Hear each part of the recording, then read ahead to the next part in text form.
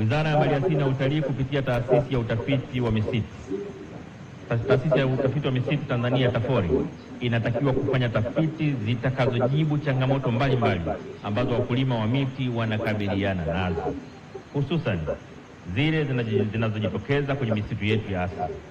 Aidha, tafiti hizo zijumuishe zile zinazohusu miti inayofaa kwa maeneo ya mkoa wa Lindi na mikoa mingine nchini, ikiwa ni pamoja na miti dawa. Kama taasisi tumeshiriki kwenye siku ya upandaji miti duniani ambayo inashirikisha siku ya upandaji miti duniani, lakini tumeshiriki kuanzia siku 5 kabla, kwa maana ya kushiriki na wananchi wengine kwa maana ya kupanda miti katika maeneo mbalimbali hapa mkoani Lindi, lakini na jana tukashiriki kwenye kupanda mikoko katika eneo ambalo lilikuwa limeandaliwa, na leo ikawa ni siku ya kilele ambako mgeni wetu rasmi alikuwa ni Makamu wa Rais Mheshimiwa Daktari John Nchimbi ambaye amekuwa mgeni rasmi katika siku ya leo.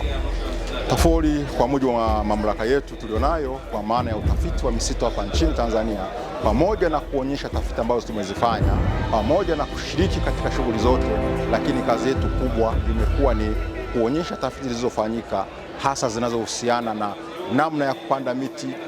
inayofaa katika maeneo hasa maeneo ya kusini mwa Tanzania. Tumekuwa na machapisho tofauti tofauti kuonyesha ni kazi gani zimefanyika, lakini ambazo kimsingi zinawasaidia katika mahitaji yao ya kila siku. Ikumbuke huku kusini mwa Tanzania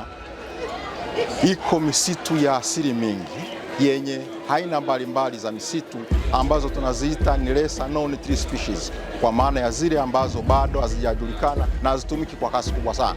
Kwa hiyo tumekuja kuwaonyesha tafiti zilizofanyika zilizogundua spishi zaidi ya 12 zenye ubora karibu au sawasawa na miti mingine ya asili ambayo imetumika kwa kiasi kikubwa na ambayo pengine iko hatarini kutoweka. Kwa hiyo tumekuja kuonyesha miti ya asili ambayo inaweza ikatumika badala ya mpingo, badala ya mvule na badala ya miti mingine ambayo bado inapatikana kwa kiasi kikubwa katika misitu inayopatikana huku mikoa ya kusini ikiwepo mkoa wa Lindi. Lakini bado watu tunaamini kwamba miti ya asili inachelewa kukua.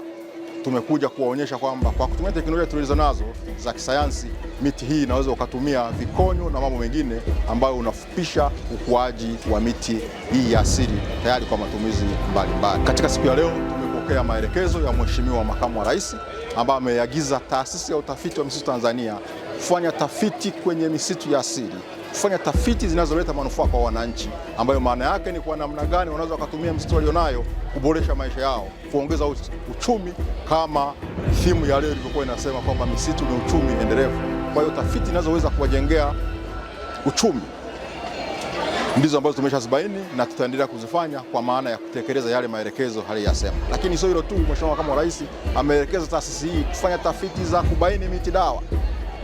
Katika misitu ya asili bado tunazo spishi nyingi zinazoweza kutumika katika miti dawa. Sasa maelekezo haya tumeyapokea, tunaenda kujipanga na kurudi kutekeleza mara moja haya maelekezo ili tuweze kufanya tafiti hizo ambazo zitainua kipato cha mwananchi, lakini na kubaini miti ambayo inatumika kwa dawa, kwa maana ya kubaini mti upi unavyoweza ukatibu magonjwa yapi, kwa kushirikiana na taasisi nyingine ili tuweze kuhakikisha tunatumia uwepo mzuri wa miti ya asili hapa mkoani Lindi na mikoa mingine iliyopo kusini mwa Tanzania. Taasisi ya Utafiti wa Misitu Tanzania itaendelea kuwepo kwa siku nyingine 3 mbele, kwa maana ya kuendelea kuelimisha, kuendelea kuonyesha ni kazi gani tumezifanya na kutoa ushauri wa kila aina. Kwa hiyo tunarudia na kuendelea kuwakaribisha wadau wetu waendelee kutembelea banda letu ili waweze kupata teknolojia tulizofanya na kwa namna gani miti inaweza ikapandwa, ikatunzwa, ikakuzwa, lakini inaweza ikatumika kibiashara namna gani ili kuhakikisha kupunguza umaskini wa Mtanzania.